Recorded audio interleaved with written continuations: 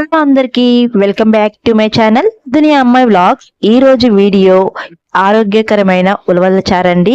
ఉలవల్లో ఐరన్ ఎక్కువగా ఉంటుంది. ఈ ఉలవలను డైట్ ఫాలో అయ్యే వాళ్ళు వేయించి ఉడికించి తీసుకుంటే కూడా చాలా మంచిదండి. ఈ ఉలవల చారు రెసిపీ చూసే ముందు వీడియోకు ఒక లైక్ చేసి కొత్తగా ఎవరైనా చూస్తుంటే సబ్స్క్రైబ్ చేయండి. ఈ వీడియోకు ఒక చిన్న లైక్ ఇవ్వడం వల్ల మోర్ వీడియోస్ చేయడానికి ఎంకరేజింగ్ గా ఉంటుంది. ముందుగా ఈ ఉలవల చారుకి ఉలవలను నానబెట్టుకోవాలండి. నేను వేయించిన ఉలవలను నానబెట్టుకుంటున్నాను. ఈ ఉలవలను ఇలా వేయించి పెట్టుకోవడం వల్ల ఎక్కువ రోజు నిల్వ ఉంటాయి. ఉలవలను వేయించి నిల్వ ఉంచుకోవడం వల్ల పురుగు పట్టకన్నా ఉంటుందండి. ఉలవ చారు చేయడానికి ఉలవలను 3 సార్లు నీళ్లు వేసుకొని బాగా శుభ్రం చేసుకొని నానబెట్టుకోవాలి. ఇవి 4 గంటల పాటు బాగా నానబెట్టుకుంటే ఉలవలు బాగా నానిపోతాయండి. ఇవి నానిన తర్వాత వీటిని ఒక కుక్కర్లో వేసి ఉడికించుకోవాలి. ఇవి వేయించి నానబెట్టుకున్నవి తింటే కూడా చాలా బాగుంటాయండి. ఇవి చాలా టేస్ట్గా ఉంటాయి. డైట్ ఫాలో అయ్యే వాళ్ళు ఇలా కూడా తినేయచ్చు డైరెక్ట్గా.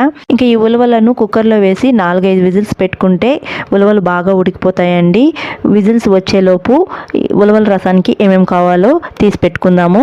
నిమ్మకాయ అంత సైజు చింతపండుని తీసుకొని ఒక బౌల్లో వేసుకొని 2 చిన్న టమాటాలను కట్ చేసి వేసుకోవాలి. కొద్దిగా రాళ్ళుప్పు వేసుకొని నీళ్లు వేసుకొని నానబెట్టుకోవాలి. చింతపండు బాగా మెత్తగా నానిపోవాలండి. ఇది నానేలోపు ఒక మిక్సీ జార్ తీసుకొని 1 స్పూన్ మిరియాలు 1 స్పూన్ జీలకర్ర వేసి మెత్తగా గ్రైండ్ చేసుకోవాలి.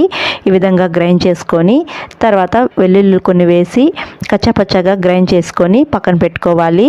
తర్వాత ఎండుమిర్చి, పచ్చిమిర్చి, సన్నగా కట్ చేసిన ఆనియన్స్, కొత్తిమీర, కరివేపాకు ఇవన్నీ తీసి పెట్టుకోవాలి. చూడండి ఈ విధంగా చింతపండు బాగా నానిపోయింది. తర్వాత ఉలవలు కూడా బాగా ఉడికించి పెట్టుకునేసాను.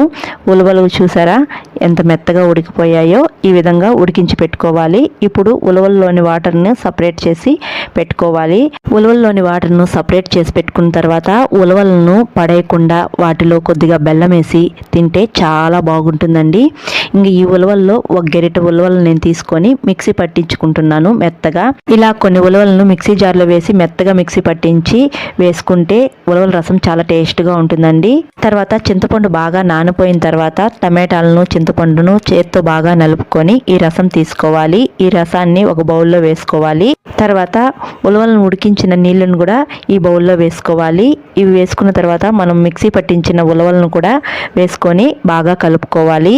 ఇవన్నీ బాగా కలుపుకొని పక్కన పెట్టుకోవాలి. తర్వాత స్టవ్ పైన బాండి పెట్టుకొని ఆయిల్ వేసుకోవాలి.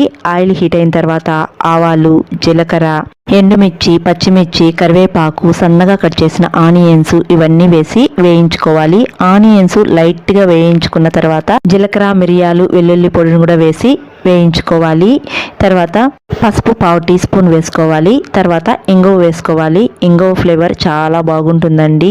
ఇంగువ వేసి వేయించుకున్న తర్వాత మనం కలిపి పెట్టుకున్న చింతపండు నీళ్లు, ఉలవల నీళ్లు, ఉలవల పేస్ట్ ఇవన్నీ కలిపి పెట్టుకున్నాం కదా, ఈ నీళ్లు వేసి బాగా కలుపుకోవాలి.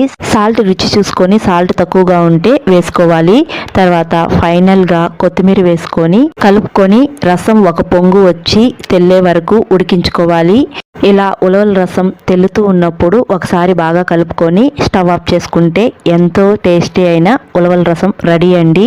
ఈ ఉలవల రసం వేడివేడి అన్నంలో వేసుకొని సైడ్ డిష్గా నంచుకోవడానికి ఏమైనా పెట్టుకొని తింటే చాలా బాగుంటుంది.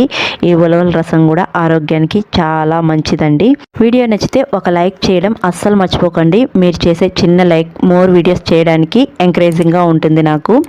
కొత్తగా ఎవరైనా చూస్తా అంటే సబ్స్క్రైబ్ చేయండి. మరొక వీడియోలో మళ్ళీ కలుద్దాం. అంతవరకు టు ఫాలో దునియా అమ్మాయి vlogs. Thanks for watching. See you all. Bye.